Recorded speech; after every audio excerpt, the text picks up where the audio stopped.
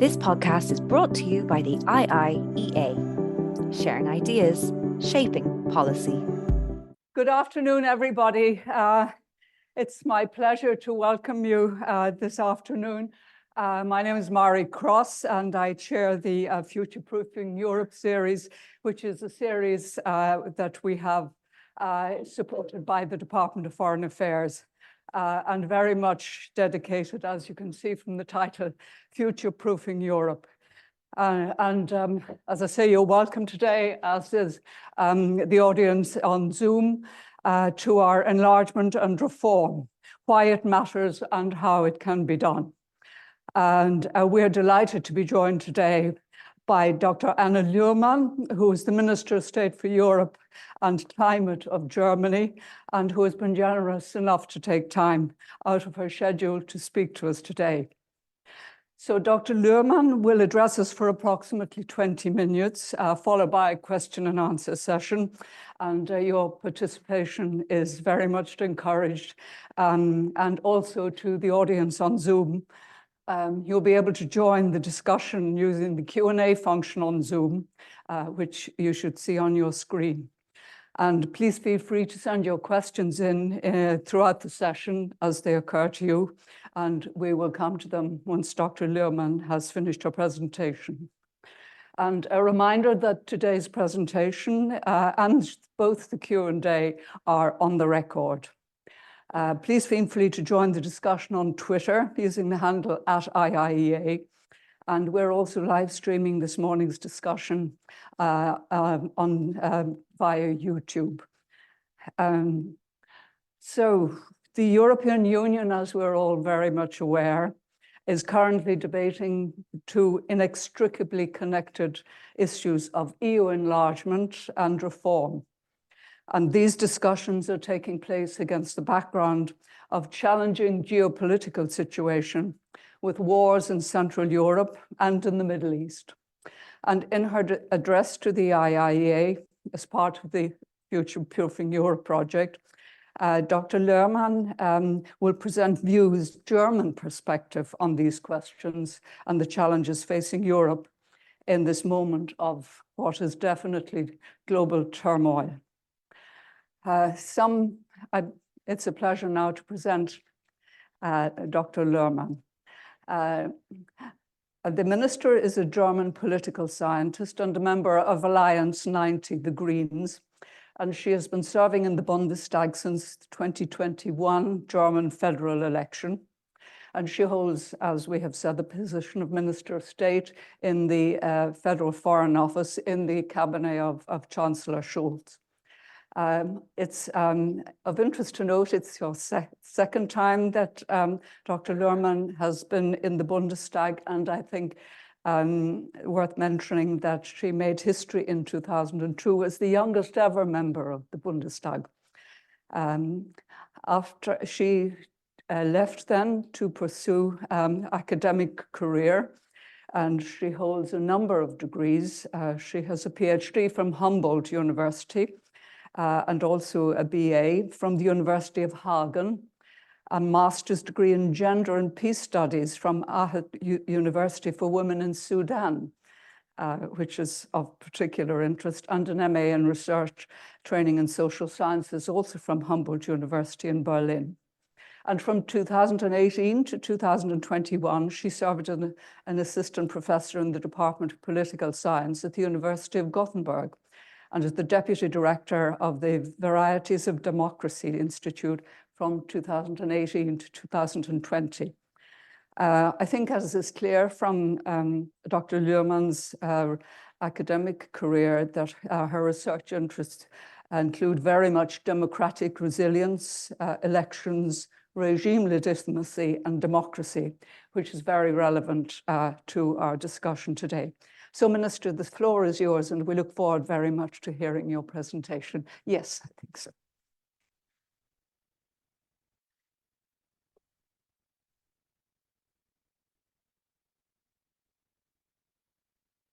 Ladies and gentlemen, dear guests, dear friends, I'm very, very happy to be here today. It's really a pleasure to be received here to discuss with you These are really issues that you outlined that are on top of our agenda and on top of my mind. And I would like to start by sharing some insights from my trip to Kiev a year ago. That was almost exactly a year ago, together with actually female colleagues in the General Affairs Council, so other female EU ministers. And we went to Kiev, and of course there was a bomb attack from Russia, and we did what Ukrainians have become accustomed to do now. We went to a bomb shelter onto the parliament, and of course for us it was, okay, we're going to sit there now and in silence and wait. But the Ukrainians were like, no, we will continue work. We need to talk to you about the changes to our media law. We need to talk to you about how we will appoint our judges, how we will make other rule of law reforms. And at first I was a bit puzzled, because I thought, okay, how can we do that while our sort of the life of other Ukrainians is at risk up above us here? But then in these discussions, I really realized that what this whole discussion about the EU enlargement actually means for Ukrainians. It is more than some bureaucratic checking the boxes or something like that. It is really the symbol for the hope of a life in peace, of a life in freedom, of a life in dignity, as members of the European Union. Sort of to have that, what we often take here for granted in Ireland or in Germany, and what they are currently fighting for, what they're risking their lives for. And this is really, this EU accession process is really the symbol of this promise. And I think it's really our duty here, sitting in our warm and cozy homes in Ireland or Germany, to make sure that we keep this promise and that we work together on ways how Ukraine can actually achieve this. And it's really something that we do because we want to support Ukrainians as our friends, but also because we know it strengthens our own stability and security if we make sure that our immediate neighborhoods, Ukraine, Moldova, Georgia, also the countries of the Western Balkans, are safe and secure within the EU, instead of unstable outside, under the influence of countries that don't have the best intentions for us and our future. And therefore, I really believe that this EU enlargement is a key issue that we need to work on. It will expand our area of freedom, security, and also justice. It's clear that for that, the candidate countries need to do a lot of reforms. Of course, as I told you, now the Ukrainians are really working very hard on it. Also in Moldova, they made good progress. That's also why we're going to start the accession negotiations now very soon. Also, Georgia has candidate status. When we turn our attention towards the countries of the Western Balkans, then we see a bit of mixed bag. You know, these countries have been on their way to the EU for more than 20 years now. They had this promise in Thessaloniki back at a conference. And they haven't really made it yet into the EU, as we all know. And that is partially because there were stumbling blocks from the side of the EU over and again, but also because, at least in some of the countries of the Western Balkans, the reform process, let's put it diplomatically, isn't on the highest priority list of the leading politicians in those countries. And of course, the most important country here, Serbia, gave a very bad example of that now just before Christmas, when elections took place in a way that the international observers have raised a lot of doubts about the credibility of the electoral results. And I really think that that's unacceptable, that a country that wants to become an EU member holds an election in a way that actually doesn't fulfill the standards for credible elections, because that's the very basis of what we're doing here. The basis of democracy is free and fair elections. And if we can't be sure that the result actually reflects the will of the people, because there were reports of busing of people from other parts of the country to the capital. There were reports, also very credible reports, and we know it actually as a fact that opposition politicians have much less access to the media, for instance, than government politicians and all that. And that's really something that during this enlargement process needs to change. And that also shows, again, the whole power of this enlargement process. I mean, we support those that want to move closer to our values, to our standards. But at the same time, we also give incentive to those that might need a little incentive here, and make it clear that if you want to achieve the benefits of the single market, for instance, of traveling freely in Europe and these kind of things, then you really need to make sure that you also make progress on these reforms. So my first big point is yes to enlargement, and yes to enlargement because it is also in our own security and stability interests.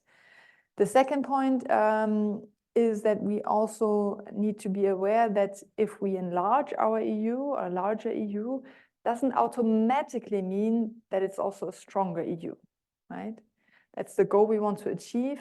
We want to strengthen our union with the enlargement, but there's no automatism. We also need to do our homework as EU if we want to achieve this. You know, already now, and I know there are some people who have a lot of experience also in the EU institutions here in this room. Already now, the process in Brussels often are too slow, a bit sluggish. There's room for improvement already now. But I think if we have some process now that looks like a detour when we're 27 members, this might actually turn out to be a dead end when we're more than 27 members, right? It's a little bit like if you want to prepare to go to sail on the high seas, then you better have a boat that doesn't already look a bit shaky when it's somewhere on a little lake or a little river inland, right? So we really want to make sure that our institutions, our processes, our structures are ready for enlargement, are ready for 30 or 35 members. And we need to start this discussion now so that we can say we are ready once the candidate countries are ready with their reforms. And that, of course, means that we need to think about the size of the European Parliament with new members. I mean, it's one of the most obvious things to talk about, the size and the functioning of the Commission. Do we really want to have 35 commissioners sitting around the table? Is that an efficient way of governing Europe? Not really sure. Can we find some other solutions here? And of course, we also need to think about these vetoes, because we often see now, and I think we've had a very stark example of that before Christmas, that individual countries use this right to actually block the whole of the EU moving forward, and maybe for reasons that are not even related to the issue that actually is being voted on, right? So I think we really need to think about how we can ensure that every country is seen, that every national interest is seen, but in a way that doesn't allow for these blockades that slow us down overall. So we need to talk about vetoes and about increasing the use of qualified majority voting. And therefore, we're working very actively on that already in some areas of the foreign policy topics. We also want to work on this in the fiscal area and also think about other issues where we can reduce the veto.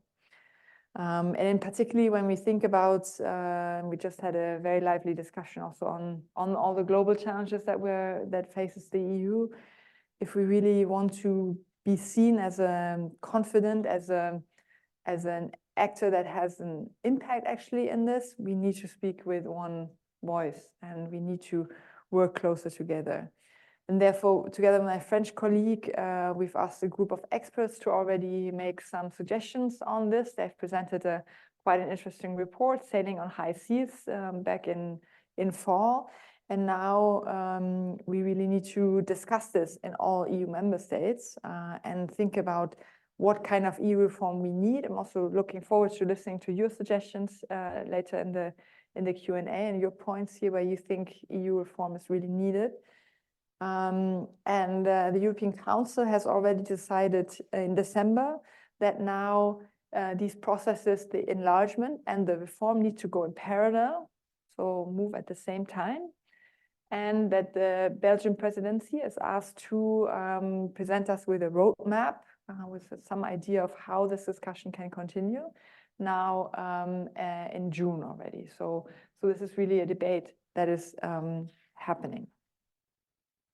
And yeah, and here, and that maybe already brings me to my third point, that is, right, enlargement, reform, and all on the basis on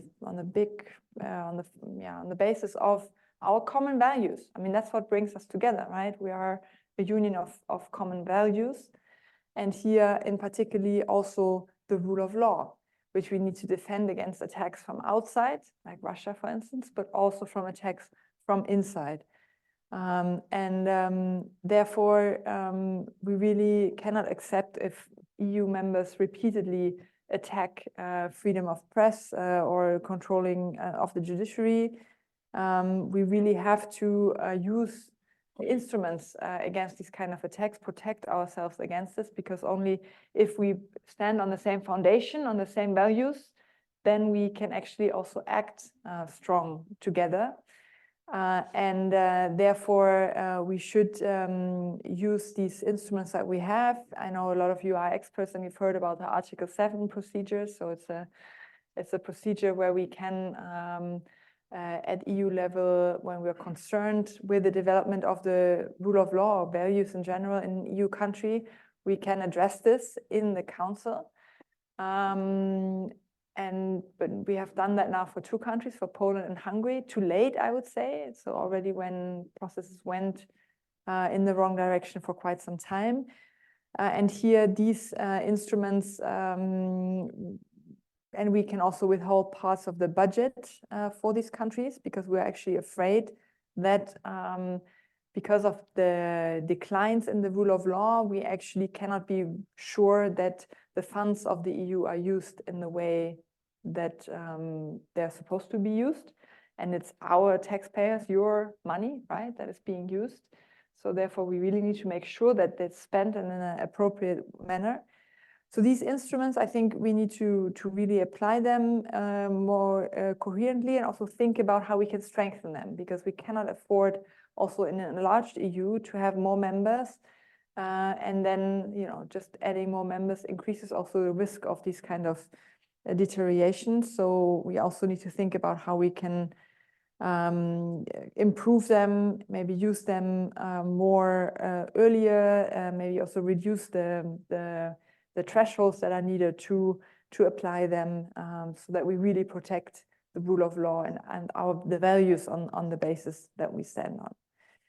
And to conclude, I think I want to actually end with a positive example of where the EU member states have been working very well together, which is addressing the climate crisis. I think here we all agree that this is one of our core challenges at the moment.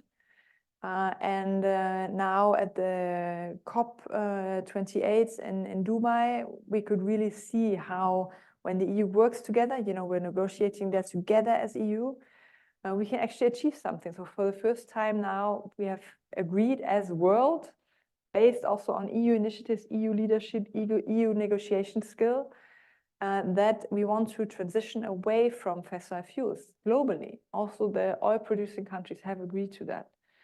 And now, of course, the action needs to follow this. But here, I'm also confident, based also on German-Irish cooperation on this field. You know, we had the lead in a working group on so-called loss and damage, or on the question of how we actually deal with the losses that already exist because of the climate crisis. We are working together so well that we actually managed to build confidence also of partners in other parts of the world, so that in the end we could achieve this compromise.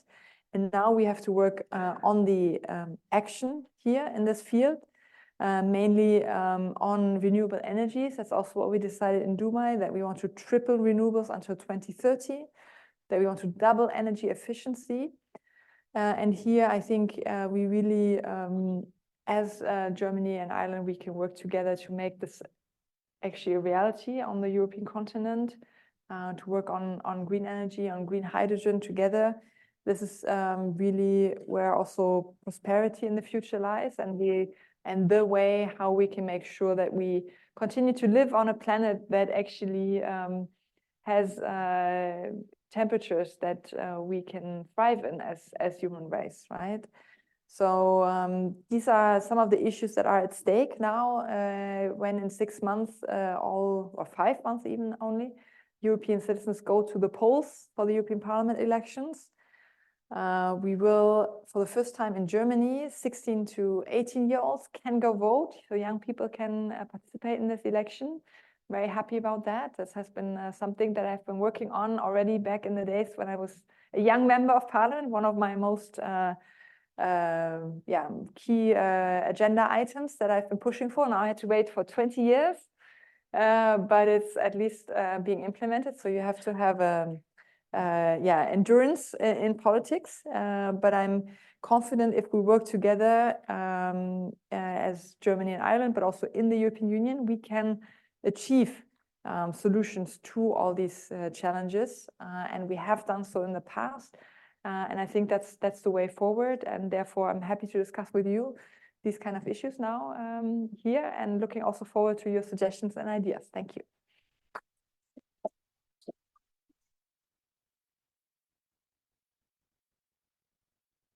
Thank you very much, Minister, for that overview. And we note the points you stressed, particularly your commitment to Ukraine and a very accelerated accession process for Ukraine, and also the fact that the situation, the war situation, has not only brought Ukraine so much closer to the EU, but has also given more momentum to the Balkan states, which, as you mentioned, their membership in that area has been languishing for about 20 years. The floor is now open for questions, both from our in-house audience, but also our audience on Zoom, where questions can be taken. When you put the question, I would be grateful if you could give your name and affiliation. So we have one first question over here, and the microphone is available. Thank you, Minister, for your presentation. My name is Claudia Bodulescu. I'm a postdoctoral researcher at the Institute for European Studies in Brussels.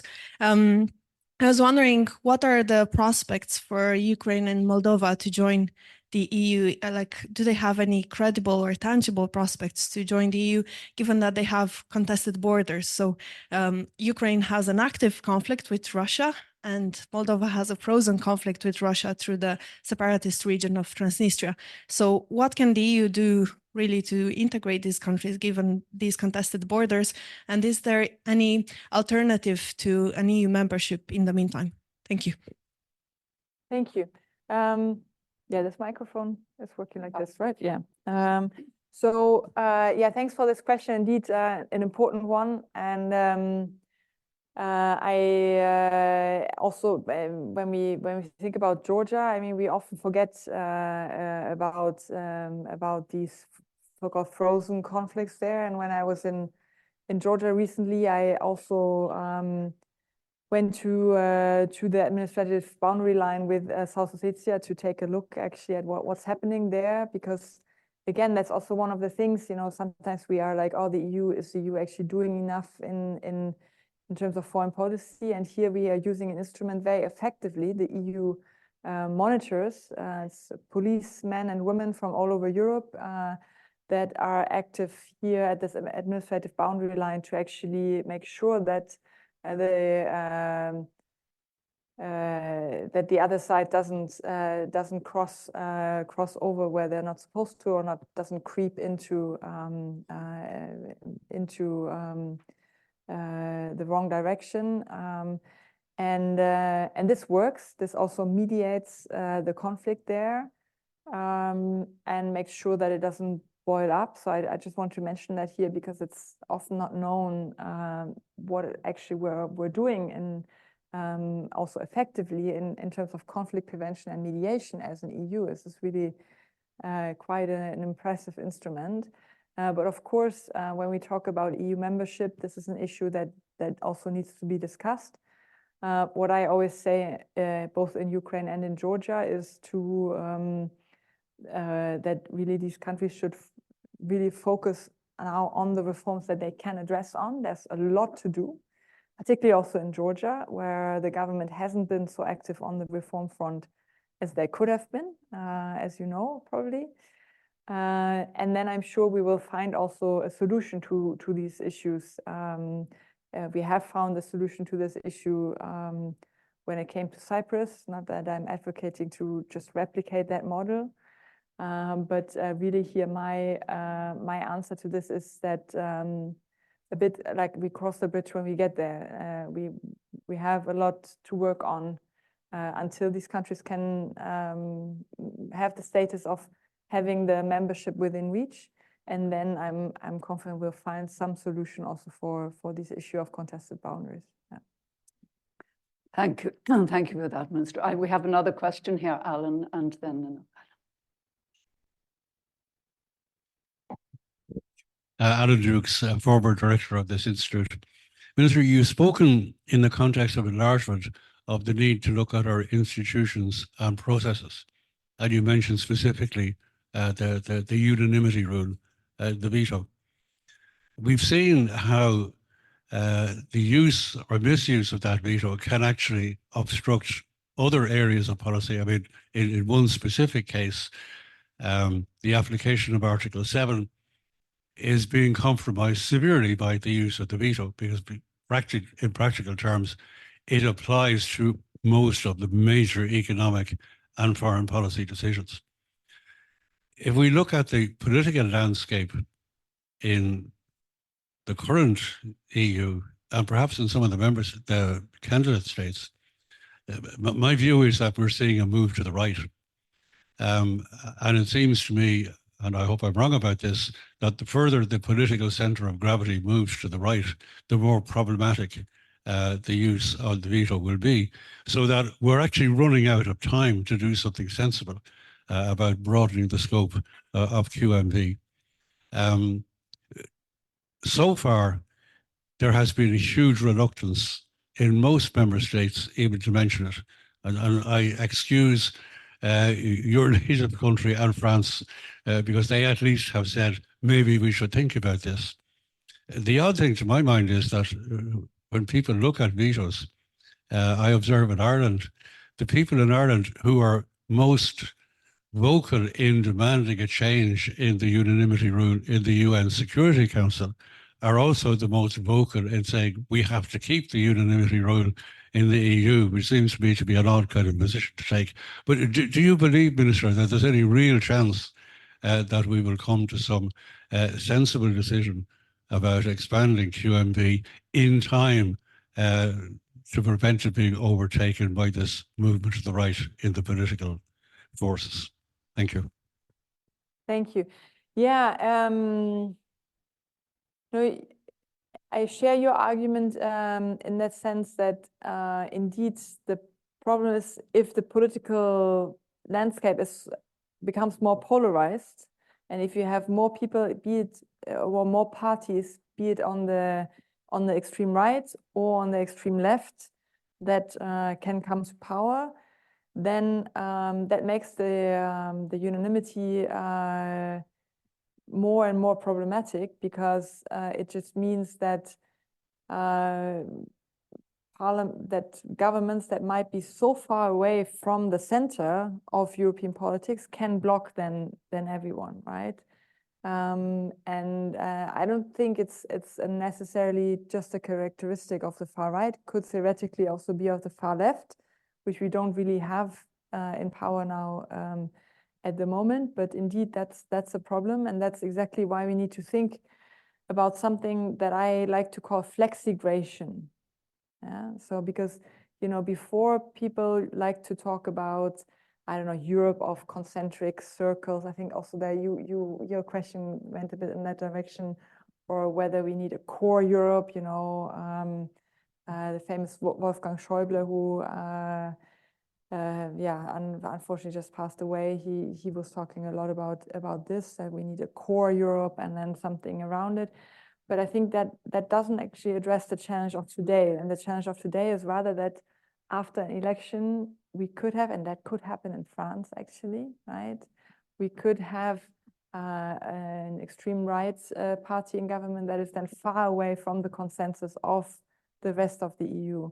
And we need to find answers to that. And I think one answer is the improvement of the rule of law instruments. And here we can have improvements, and we're working on that with the Belgian presidency as well. We can have improvements that don't require treaty change, because these are also relatively new instruments, right? They were just being used for the very first time over the last years. So we can do a lot with developing new procedures and these kind of things.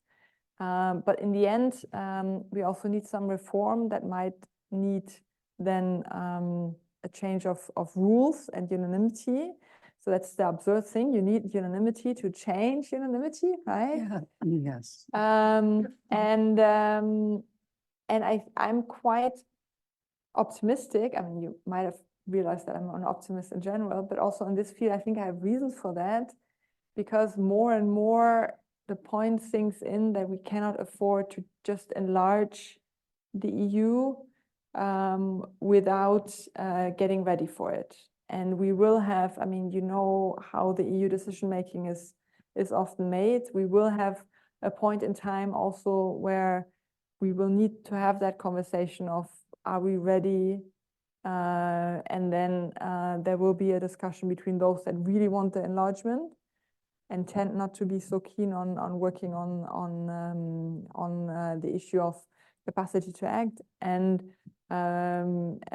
those that rather prioritize this issue. So I think we need to start this discussion by really thinking about, okay, what kind of EU do we want? We want a stronger EU. And I think in that we all agree with the EU 27. And when we want a stronger EU, it needs to be bigger, and it needs to improve its capacity to act. And we have now, for the first time in the European Council in December, we had the agreement that these discussions at least need to take place in parallel. And there are also several ways of how we can protect legitimate national interests, for instance, without leaving those full-scale veto rights without necessary need to justification and these kind of things on the table. There are all sorts of discussions. A lot of work for think tanks, by the way, to really think about these things through, how we can introduce safeguards, for instance, no? That we, just from the top of my head, one suggestion could be that we say, okay, in general, we move to qualified majority voting. But if a country manages to mobilize 5 other countries saying that, oh, here, the national interest of one country is really, really challenged and at stake, then some sort of safeguard, for instance, a discussion in the European Council is required. No? So I think we need to think a little bit creatively of how we can do this. Or maybe another idea is to have the veto rights only 3 times a year per country. No?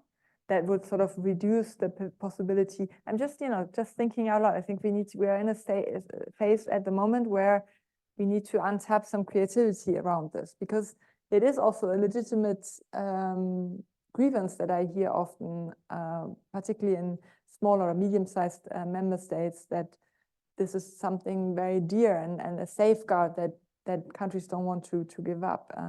So we need to think about how can we preserve the safeguard mechanism but reduce its destructive potential. I'm quite sure it can be done.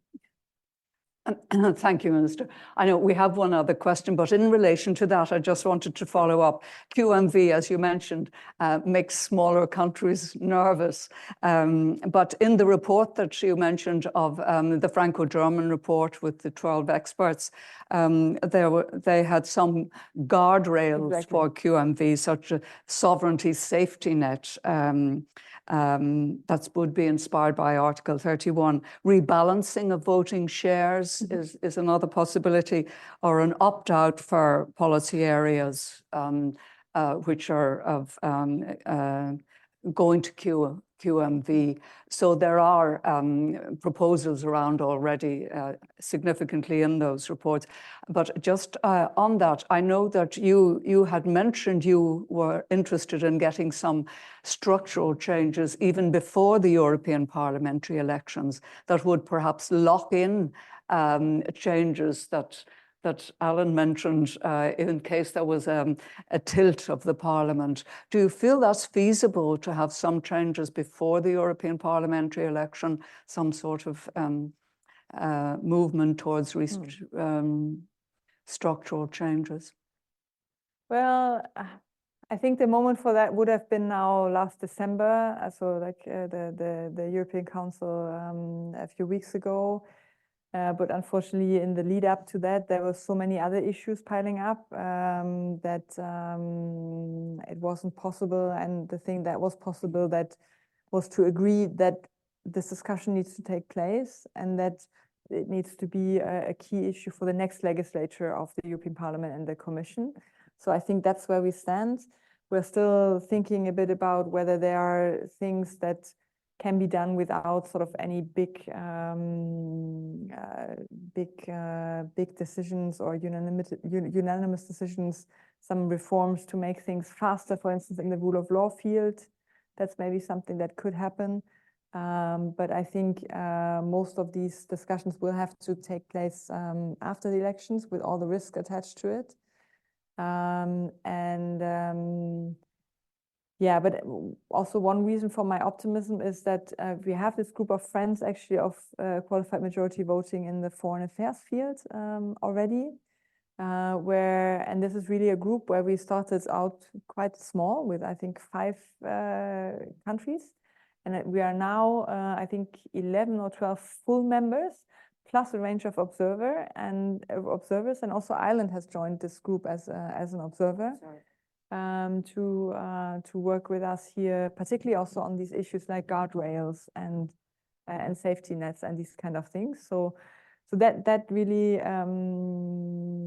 yeah, is a reason for why I think this could be possible, because I mean, as always in politics, we need to first have a topic on the center of the stage, like today, and talk about it.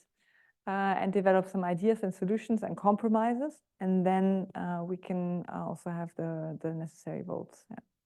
Thank you. So, gentleman down there had and then up the back. Samuel Collin is my name. I'm a barrister practicing here in Dublin. And first of all, thank you, Minister, for your very interesting presentation coming to talk to us here today. And I was struck by your description of hiding, as it were, in the bomb shelter in Kiev. And I wondered to myself how you or I or any of us here would respond if we were sheltering from the far greater intensity of bombardment in Gaza being carried out by Israel with obviously international backing. And in that context, as someone who has an MA in peace studies, I was very interested to hear. I'm just wondering if you have any view on the application now being brought by the Republic of South Africa to the International Court of Justice against Israel, where obviously a very serious charge of genocide has been made. And as a follow-up to that, if interim measures or indeed ultimately permanent measures are directed by the court, would it be your view that the European Union as a whole and the member states of the European Union, including, of course, Germany and Ireland, should comply in full with any directions issued by the court?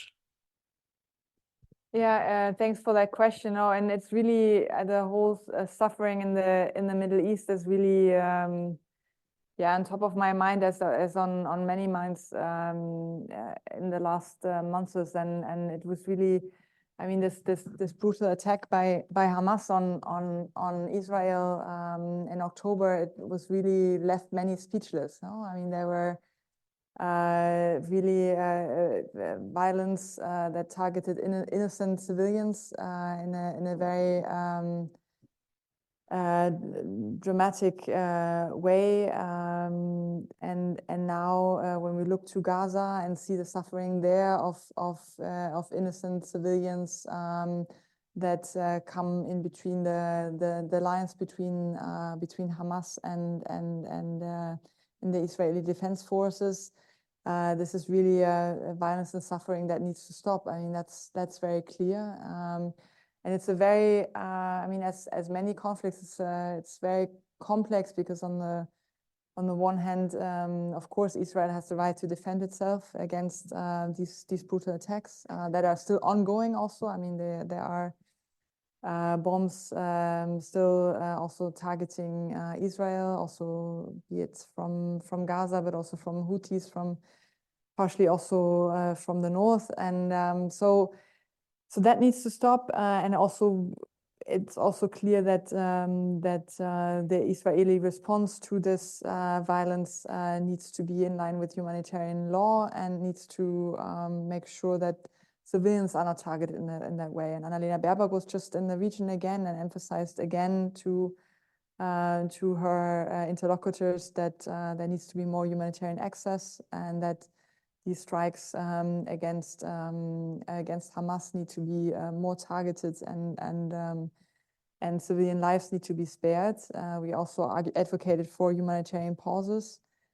So there is indeed a need to also say this and to be clear that the Israeli response must be proportionate. But from our perspective, it's very clear that this doesn't amount to genocide, and therefore we are not, of course, not supporting the case made by South Africa now. And what is critical now is that the human suffering stops, and that we come back to a track towards a political solution, which can only evolve around the two-state solution, and which we are actively working on, trying to get the sides to get to a stage where they can actually start talking about these things. Thank you, Minister. I have two more questions, but just one from the Zoom. Retired Brigadier General Jerry Hearn mentions the recent questionable general election in Serbia. And his question is, does any formal process exist for the EU to temporarily suspend candidate status for countries that blatantly infringe the democratic process in their elections? I mean, does it exist? Is it desirable? Is it, how does one deal with the situation which has arisen in? Well, first of all, sort of now let me start with the general. So in general, yes, the new EU accession methodology follows two clear principles. One is more for more. So countries that fulfill steps on the way to the EU should get more benefits from the EU if they once they proceed, and at the same time also less for less. So talks on chapters can be frozen, stopped. Benefits such as funds can be withholden, and that therefore the methodology exists. Also, just think about the frozen negotiations with Turkey. It was clear that this wasn't going anywhere, so it's basically frozen at the moment. When it comes to Serbia now, what we're doing at the moment is, I mean, we have made some very clear statements also. And now we're waiting for the final report from the election observers with sort of all the evidence collected, which is expected in the coming weeks. And then I think indeed we need to discuss at EU level what consequence that has for also the accession negotiation process. And I don't think we can go back to business as usual. Thank you. The gentleman at the back had a question. Thank you very much for your really interesting presentation. Andy Maguire from TU Dublin. for people who are here, that's Kevin Street and Bolton Street and what have you. I find like people in this room think, and why we're here, we're thinking global and we want to act global, and it's wonderful, fantastic, and we're all very much a part of it. And then you mentioned like sustainability, and that kind of boils down to, you know, thinking global and acting local. And then you were talking about, and I think Anna Lührmann mentioned it as well, there is the internal stability of the EU with the existing systems. And, you know, we can't take them for granted, as you know. And we talk about the right wing and how it's developing, and we're comfortable with that. In Ireland, we have a political movement that seems to be gaining in strength. It's not as right wing and likely to get into power next time round. And what I think that right-wing crowd have in common with this new movement in Ireland is that they think local and act local. The EU, I feel strongly, and I'm so pro-European Union. You have no idea. It's been so good to me and to this country. What can we do to try and get the EU and its values and its perspectives to act and think more locally? For example, in Ireland, I think we've done something called the Citizens' Assembly, which I think has enhanced our political debate so much because it's taken off the agenda the stuff on the side. Are there things in Germany that you're doing to enhance democracy beyond elections? Or what do you think of the Irish Citizens' Assembly, and can that be replicated? Can I have thoughts on that about strengthening our values within the Union? Thanks. Excellent question. Right on point. First, yes, we're very inspired by the Irish Citizen Assemblies. In fact, we're so inspired that we've been copying them in Germany. So we've already had, I think, now 3 attached to the national parliament. They have not gained such a prominence in the public discussion, unfortunately, in Germany as they have in Ireland, even though in terms of methods, they are very similar, but somehow they haven't fully sort of had that impact that I think probably most citizens in Germany don't know that we have citizens' assemblies now. So we really need to think a bit about how we can improve that.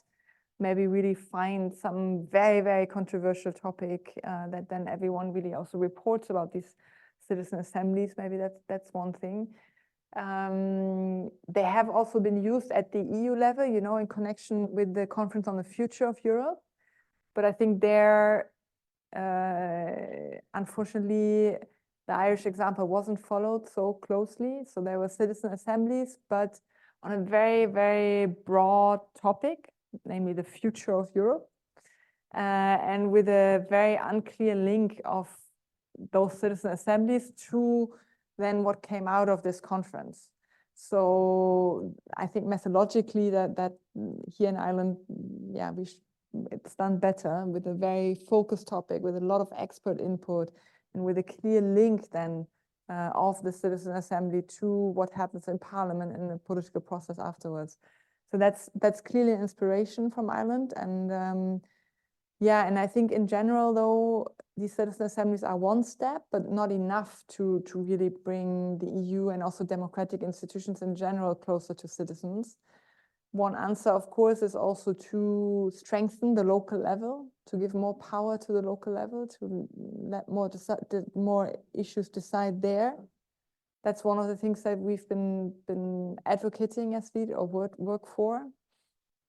And I think as EU, and particularly also now in the coming months, we just need to over and over again really talk a lot about what you said, what the EU has ever done actually for every citizen, for everyday life and as such. I think that must be the answer. Yeah.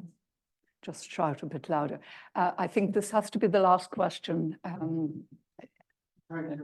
you, Barry. Pat Cox, member of the board of IIEA. I want to pick up your point, Minister, the law, the need for unanimity, to change unanimity. A context, we've had in Ireland since 1972, 9 referenda on European issues, 6 treaties and the fiscal compact. And on the Nice Treaty and the Lisbon Treaty, we thought they were so good that we voted twice, which brings the number to 9. Clearly, there is a risk in holding a referendum on very sovereignty-sensitive questions. How do you protect your national interest and so on? And I'm interested to know, in the Friends of QMV group that you mentioned, to what extent are you seeking to find your creative solutions within the boundaries of the existing treaties as a de-risking mechanism to deliver the outcomes that are desirable? Thank you very much. I mean, this is really, you know, the absurd situation is that the existing treaty has this so-called passerelle clause, that you probably know, but for everyone else also. So it says in the existing EU treaties that in certain areas we can move to QMV without any treaty change, right? So it's already in the treaty, it was foreseen that there might be a point in time, for instance, an enlargement or something else, where we need this flexibility. So also all countries already have agreed to this potential back when they agreed to the treaty. Unfortunately, that is basically a pregnant, non-pregnant thing, right? Either you do it or you don't. But in order to get actually the majorities to do it, some creativity and something in between actually would be desirable. But there, our lawyers are not very certain at the moment if any creativity wouldn't actually require a treaty change. So, and it's actually a bit an absurd situation. So if you go all the way, you don't need treaty change. And if you do something in between, you might need treaty change.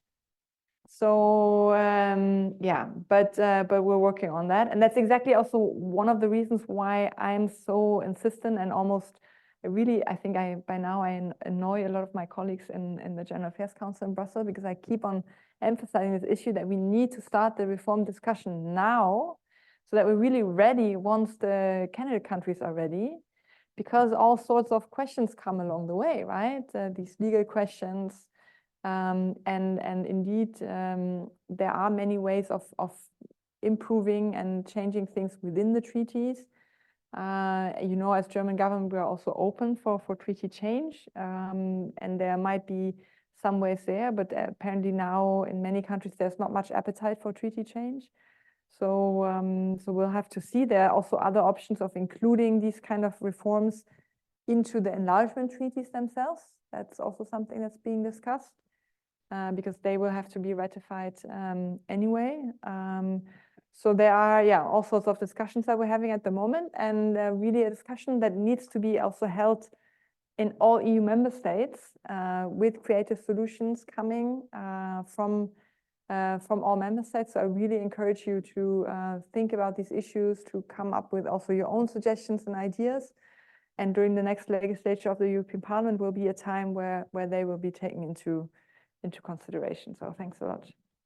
So, Minister, thank you very much indeed. I think we owe you a great debt for coming to share your views, the German government's views, but also to address an issue which I think we are all aware is at the very top of the EU agenda at the moment, the issue of enlargement.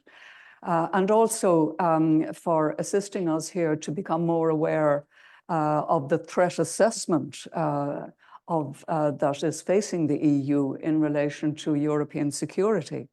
And I think this is something that we really have to work on, enhancing public appreciation that what the moves that are underway in Europe to promote enlargement affects us all in terms of European security.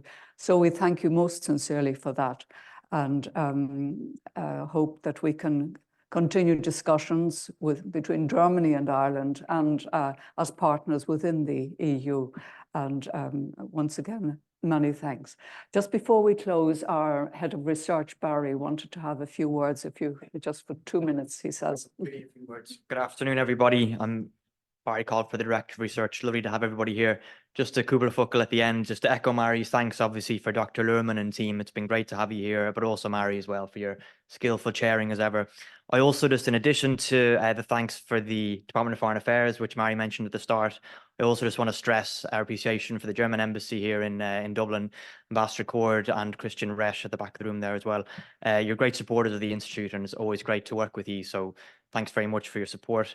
I just want to mention quickly, the 2024 programme is very much up and running. 2 dates for your diary, which may be of interest. On the 22nd of this month, we're delighted that we're going to welcome with Canadian colleagues, the Catherine Stewart, who's Canada's climate change ambassador, is going to be here alongside Dr. Catherine Welsh from the Department of Foreign Affairs, talking about the outcomes from COP28. And then also one to look forward to on the 6th of February, the EU sanctions envoy, David O'Sullivan, who was also late of this parish, former Director General, is going to be talking to us about the EU sanctions on Russia. There's much more as well available on the IIEA website, but there are 2 in-person events that are coming up. I look forward to seeing some of you there. Thanks very much for being with us, and have a good rest of your afternoon. This podcast is brought to you by the IIEA, sharing ideas, shaping policy.